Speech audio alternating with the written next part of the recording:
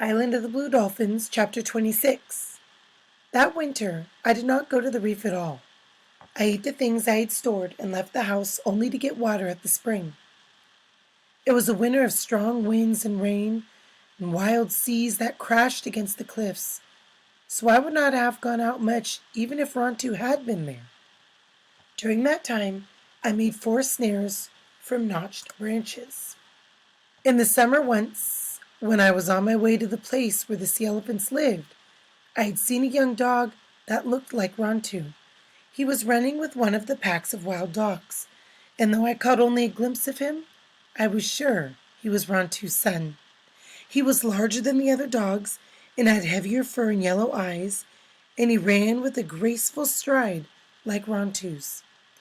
In the spring, I planned to catch him with the snares I was making.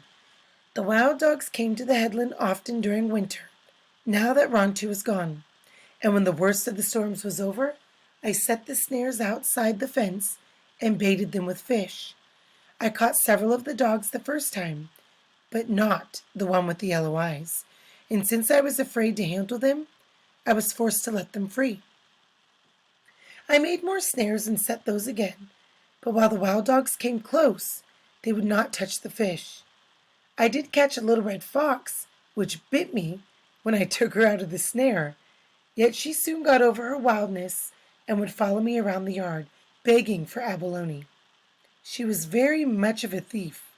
When I was away from the house, she'd always found some way to get into the food, no matter how well I hid it, so I had to let her go back to the ravine. Often, though, she would come at night and scratch at the fence for food. I could not catch the young dog with the snare, and I was about to give up trying, when I thought of the tulash weed, which we had sometimes used to catch fish in the tide pools. It was not really a poison, but if you put it in the water, the fish would turn over on their backs and float. I remember this weed and dug some where it grew on the far side of the island. I broke it up into small pieces which I dropped in the spring where the wild dogs drank.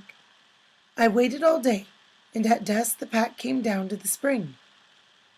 They drank their fill of the water, but nothing happened to them, or not much.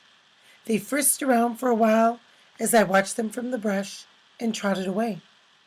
I then remembered xuchao, which some of the men of our tribe use and is made from ground up seashells and wild tobacco. I made a big bowl of this, mixing it with water, and put it in the spring. I hid in the brush and waited. The dogs came at dusk. They sniffed the water and backed off and looked at each other, but at last began to drink. Soon afterwards they began to walk around in circles. Suddenly they all lay down and went to sleep. There were 9 of them lying there by the spring. In the dim light it was hard to tell the one I wanted to take home, but finally I found him. He was snoring as if he had just eaten a big meal.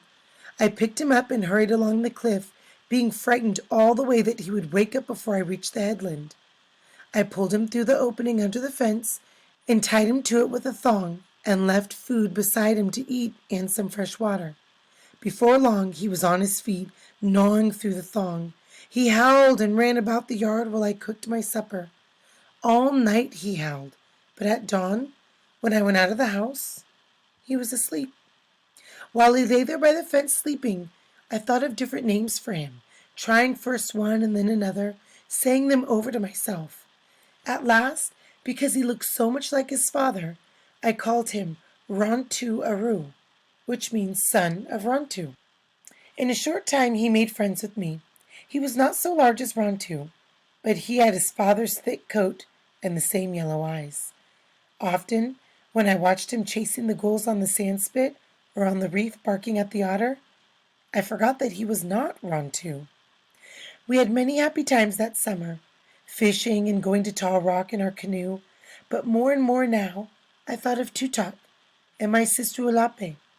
Sometimes I would hear their voices in the wind, and often, when I was on the sea, in the waves that lapped softly against the canoe.